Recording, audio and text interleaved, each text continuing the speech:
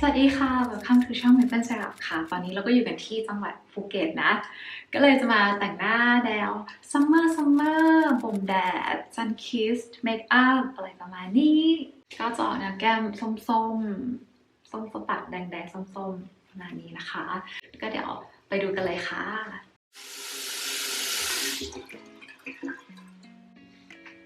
อย่างแรกหลังจากล้างหน้าเสร็จก็ลงสกินแคร์ก่อนเราใช้เป็นตัวนี้เซตาฟิลเพราะว่ามันไม่มีน้ำหอมไม่แพ้แล้วก็พกพาง่ายขวดเล็กขอด้วยจ้าค่ะ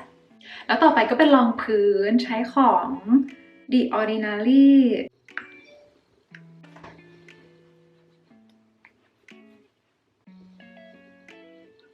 แล้วก็หลังจากที่รอให้รองพื้นแบบค่อยๆแบบซิงค์อินเข้าไปในผิวเราก็จะทาลิปตัวนี้ก่อนบำรุงปากไว้ก่อนที่จะลงลิปของวันนี้แล้วเราก็จะใช้เป็นคอนซีลเลอร์ของ NYX NYX ตัวนี้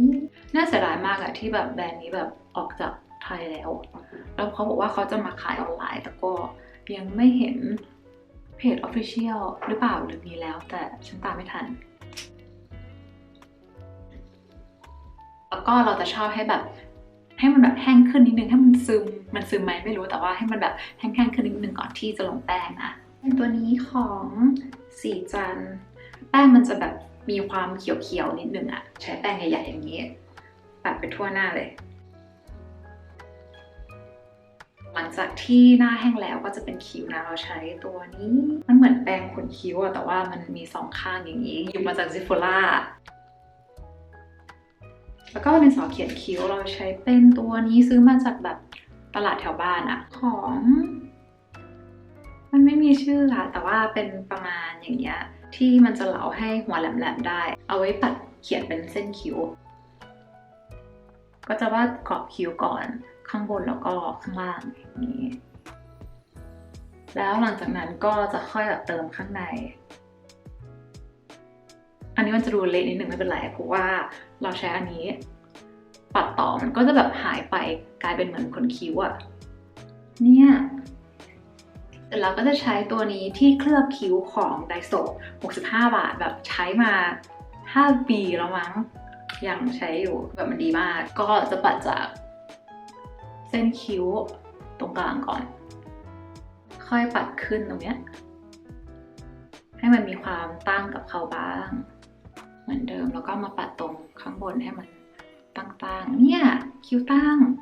ต่อไปเราก็จะมาคอนทัวร์หน้าใช้ตัวนี้ของ Benefit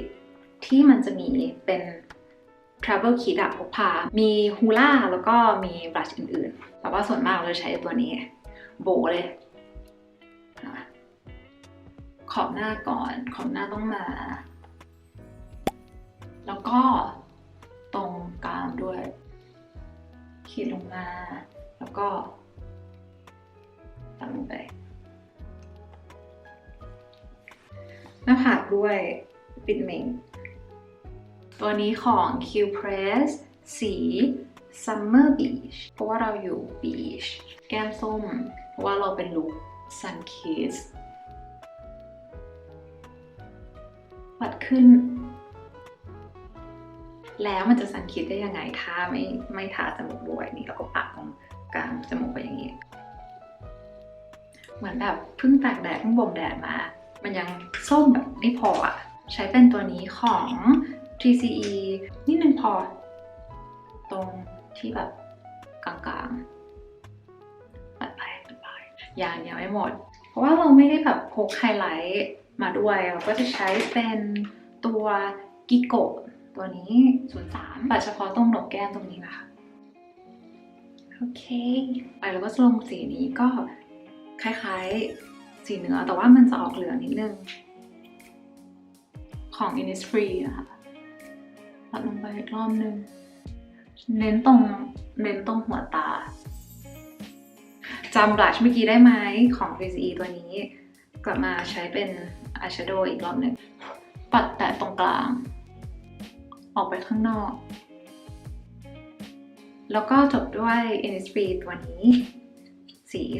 15คือกลิตเตอร์เขาแบบวิงวังมากปัดตรงกลางตาเลยแปะแทบกลิตเตอร์นางจะแบบ เกาหลีอะแบบกลิตเตอร์เกาหลีเลย มันจะกลิตเตอร์แบบเล็กๆช่ำๆนะแล้วก็ข้างบนเสร็จแล้วไม่ทำอะไรกับข้างบนแล้วก็จะมาเติมสีน้ำตาลตรงขอบตาล่าง เขียนจากขอบเข้ามาแค่ตรงกลางใต้ตาเท่านั้นแล้วเราก็ใช้ดินสอเขียนคิ้วอันนี้ไว้ทำกระที่จริงมันดินสอเขียนคิ้วแต่ว่าสีมันอ่อนมากอะแบบสีมันอ่อนมากก็เลยเอาไปใช้แต้มทำกระเนี่ยก็แบบจุดๆเลยตรงไหนก็ได้มั่วของตรงแก้ม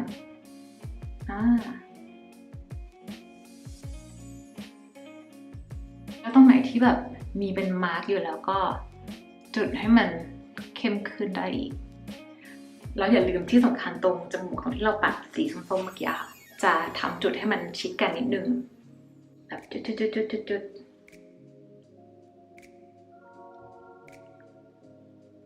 แล้วก็สุดท้ายคือขนตาไม่ต้องทำอะไรแล้วเพราะว่าต่อมา สุดท้ายก็จะเป็นลิปนะเราใช้2สีอันนี้เป็นกิโกสี103แล้วก็จะทาซิโฟรานี้ต่อสี25นะคะ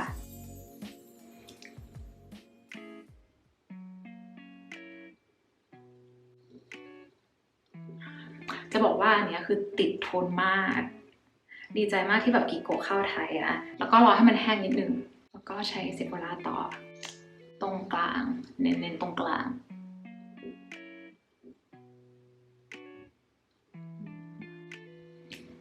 ก็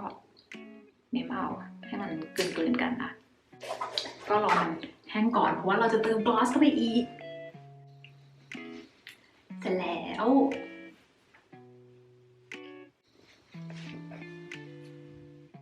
ก็เสร็จแล้วนะคะลุคซัมเมอร์ไปแล้วบ๊ายบาย